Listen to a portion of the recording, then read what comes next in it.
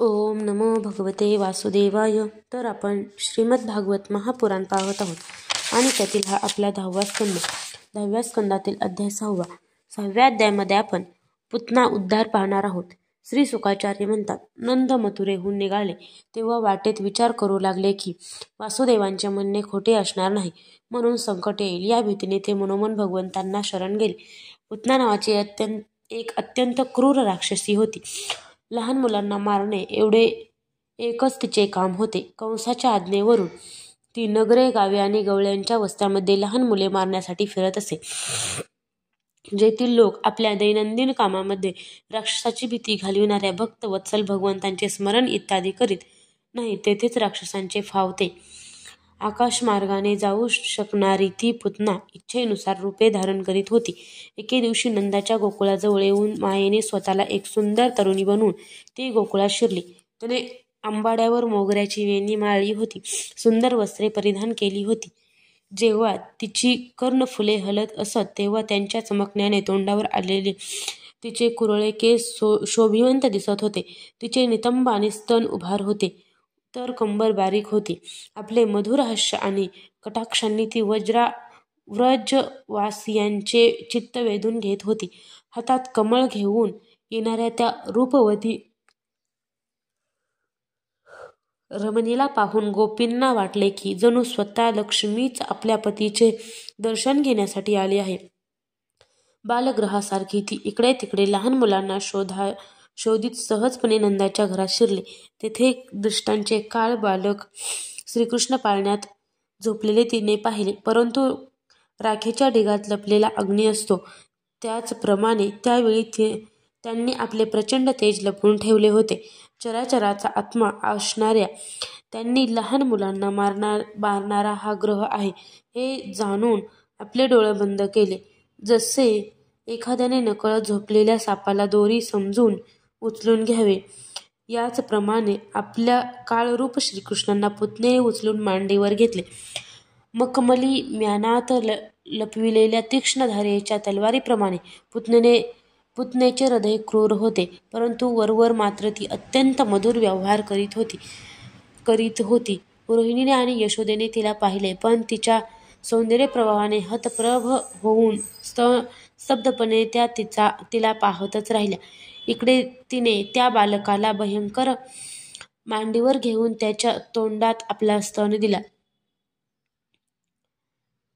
त्या स्तनाला अतिशय भयंकर आणि कोणत्याही प्रकारे न पचू शकणारे विष लावलेले होते.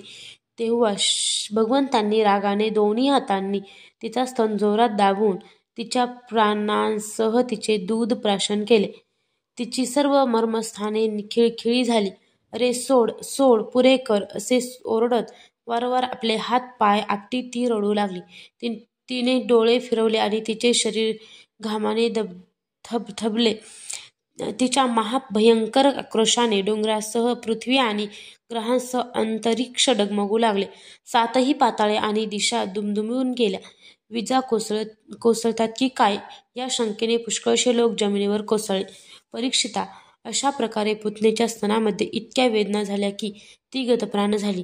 ती मूळ रूपाने प्रकट झाली. केस विस्कटले. इंद्राच्या वज्राने घायाळ होऊन वृत्रासूर जसा पडला होता तशीच ती सुद्धा गोठ्यात हातपाय पसरून पडली. राजेंद्रा, पुतनेच्या शरीराने खाली पडता पडता सुद्धा 6 कोस अंतरातील झाडे उन्मळून पाडली. ही तर मोठीच अद्भुत घटना घडली. पुतनेचे शरीर अत्यंत भयानक होते. तिचे तोंड नांगराच्या फळाप्रमाणे तीक्ष्ण आणि भयंकर दाढा असलेले होते. तिच्या नाकपुड्या डोंगरातील गुहेप्रमाणे खोल होत्या आणि स्तन पहाडावरून निखळलेल्या कड्याप्रमाणे होते. लाल लाल केस चारी बाजूंना विस्कटून पसरले होते. डोळे अंधाऱ्या विहिरीप्रमाणे खोल, नितंब नदीच्या उंच किनाऱ्याप्रमाणे भयंकर. हात, जांघा आणि पाय नदीच्या पुलांप्रमाणे वाटत होते. तसेच पोट पाणी नसलेल्या डोहाप्रमाणे दिसत होते. पुतनेचे ते शरीर पाहून गवळी आणि गोपी भयभीत झाले. तिची भयंकर किंकाळी ऐकून त्यांचे हृदय, कान आणि डोके अगोदरच फुटल्यासारखे झाले होते.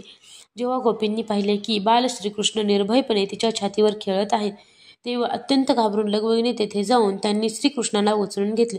यानंतर यशोदा आणि रोहिणीसह गोपींनी गायींचे शेपूट अंगावरून फिरविणे इत्यादी उपायांनी त्या बाळाचे सर्व प्रकारे दुष्ट शक्तीपासून रक्षण केले. त्यांनी प्रथम त्याला गोमूत्राने स्नान घातले, नंतर सर्व अंगाला गायीच्या अंगावरील धूळ लावली आणि नंतर बाराही अंगांना भगवंताच्या नामांनी शेष लावून पीडाशमन केले. त्यानंतर गोपींनी आचमन करून अंगन्यास आणि करन्यास केले, तसेच बालकाच्या अंगावर बीजन्यास केले. गोपी म्हणू लागल्या, अजन्मा भगवान, तुझ्या पायांचे, मानिमान गुडघ्यांचे, यज्ञ पुरुष मांड्यांचे, अच्युत कमरेचे, हयग्रीव पोटाचे, केशव हृदयाचे, ईश वक्षस्थळांचे, सूर्यकंठाचे, विष्णू हातांचे, उरुक्रम तोंडांचे आणि ईश्वर मस्तकाचे रक्षण करत.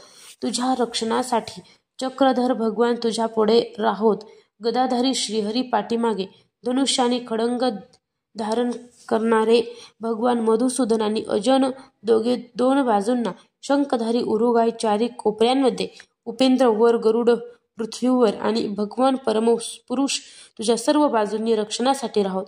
ऋषिकेश इंद्रियांचे आणि नारायण प्राणांचे रक्षण करत, श्वेतदीपांचे अधिपती चित्ताचे आणि योगेश्वर मनाचे रक्षण करत, पृश्निगर्भ तुझ्या बुद्धीचे आणि परमात्मा भगवान तुझ्या अहंकाराचे रक्षण करत, खेळताना गोविंद रक्षण करत, निद्रेच्या वेळी माधव रक्षण करत, चालताना वैकुंठ आणि बसलेल्या वेळी श्रीपती तुझे रक्षण करत, सर्व ग्रहांना भयभीत करणारे यज्ञभोक्ते भगवान भोजनांचे वेळी तुझे रक्षण करत, डाकिनी, राक्षसी, कुष्मांडा इत्यादी बालग्रह, भूत, प्रेत, पिशाच, यज्ञ, राक्षस आणि विनायक, कोटरा, रेवती, ज्येष्ठा, पुतना, मातृका इत्यादी शरीर, प्राण तसेच इंद्रियांचा नाश करणारे उन्माद, अपस्मार इत्यादी रोग, स्वप्नात पाहिलेले महान उत्पात, वृद्ध ग्रह आणि बालग्रह इत्यादी सर्व अनिष्ट घटक भगवान विष्णूंच्या नावाचा उच्चार केल्याने भयभीत होऊन नष्ट होऊन जावोत.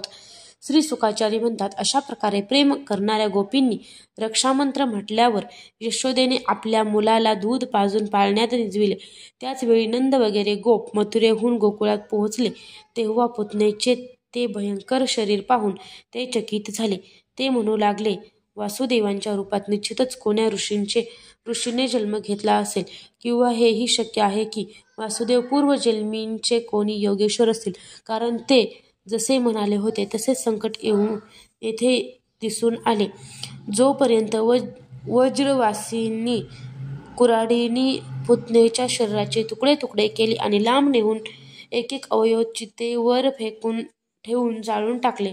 कृष्णाने दूध प्याल्यामुळे ज्याची सर्व पापे तत्काळ नष्ट झाली, आता तो तिचा देह जळत असता त्यातून धुपासारखा सुगंधी धूर निघू लागला. पुतना एक राक्षसी होती. लोकांच्या लहान मुलांना मारणे, त्याचे रक्त पिणे हेच तिचे काम होते. श्रीकृष्णांना सुद्धा तिने मारून टाकण्याच्या इच्छेने स्तनपान करविले होते, तरी सुद्धा तिला सद्गती मिळाली. तर मग जे परमात्मा श्रीकृष्णांना श्रद्धा आणि भक्तीने मातेप्रमाणे प्रेमपूर्वक अतिशय प्रेम असणारी वस्तू समर्पित करतात, त्यांच्या संबंधी काय बोलावे. सर्वांना वंदनीय असणाऱ्या ब्रह्मदेवांनी देवादिदेवांना सुद्धा वंदनीय आणि भक्तांच्या हृदयातील ठेवा असणाऱ्या चरणांनी पुतनेचे शरीर दाबून भगवंतांनी तिचे स्तनपान केले होते. जरी ती राक्षसी होती तरी सुद्धा मातेला मिळणारी स्वर्गगती तिला मिळाली. तर मग त्यांच्या स्तनांचे दूध भगवंत ब्रह्मदेवाने वासरे व गोप बालक यांनी लपवून ठेवलेल्या वेळी प्रेमाने प्याले. त्या गायी आणि मातांची गोष्ट काय सांगावी. पुत्रप्रेमाने आपणहून पाझरणारे ज्यांचे दूध भगवंत भरपूर प्याले, त्यांना भगवान देवकीनंदांनी मोक्षापर्यंत सर्व काही दिले. राजन, ज्या गोपी व गायी नित्य भगवान श्रीकृष्णांना आपल्या पुत्रांच्या रूपातच पाहत होत्या, त्या अज्ञानजनित संचार चक्रात कधीही अडकू शकत नाहीत. नंद वगैरे गोपांना जेव्हा चितेच्या धुरांचा सुगंध येऊ लागला, तेव्हा हे हे काय आहे? हा सुगंध कोठून येत आहे? असे म्हणत ते वज्रामध्ये पोहोचले. तेथे गोपांनी त्यांना पुतनेच्या येण्यापासून ते मरेपर्यंत सर्व वृत्तांत सांगितला. पुतनेचा मृत्यू आणि श्रीकृष्णांचे सुखरूप असणे हे ऐकून ते लोक अतिशय आश्चर्यचकित झाले. परीक्षिता मृत्यूच्या तावडीतून सुटून आलेल्या आपल्या मुलाला उदारानंदाने उचलून घेतल्याने वारंवार त्याचे मस्तक उंगून ते अतिशय आनंदित झाले. हा पुतना मोक्ष भगवान श्रीकृष्णांची अद्भुत बाललीला आहे. जो मनुष्य श्रद्धेने याचे श्रवण करतो त्याला भगवान श्रीकृष्णाबद्दल प्रेम वाटू लागते. अध्याय 6 समाप्त.